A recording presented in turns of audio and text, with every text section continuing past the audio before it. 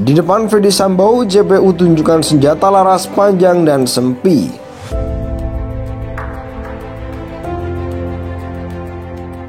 Saudara Agan Romer, apakah HS ini yang saudara lihat jatuh dari mobil pada waktu terdakwa turun di rumah Jalan Duren 3?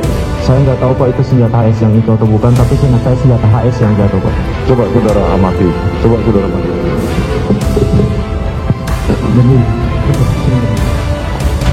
Iya Pak. Benar, sudah ini. Benar Pak, senjata HS Pak. Sudah ini yang saudara lihat pada waktu itu jatuh. Senjata HS ya Pak.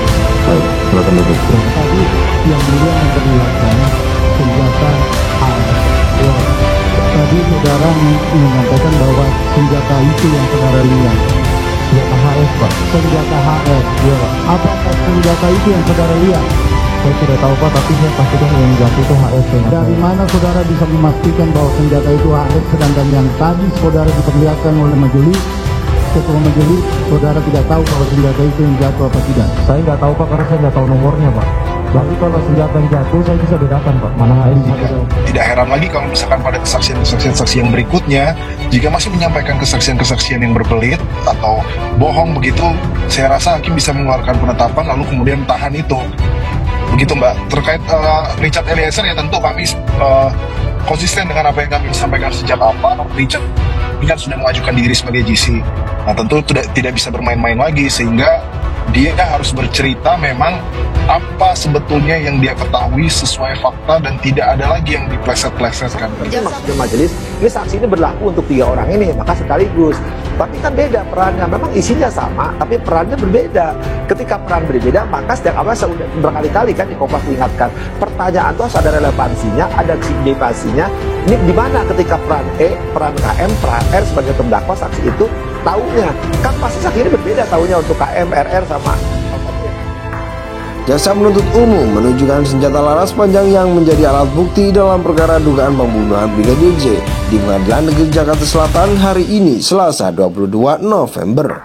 Momen itu terjadi di hadapan Ferdy Sambo yang dulu sebagai terdakwa dalam persidangan kasus dugaan pembunuhan berencana Brigadir J.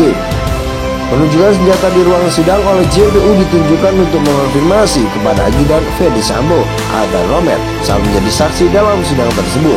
Mulanya JPU menunjukkan senjata STR AUG di muka sidang untuk menanyakan pengetahuan Romer terkait senjata tersebut. Kemudian JPU memperlihatkan senjata Glock beserta magazin kepada Romer. Romer pun mengaku mengetahui jenis senjata dan magazin tersebut.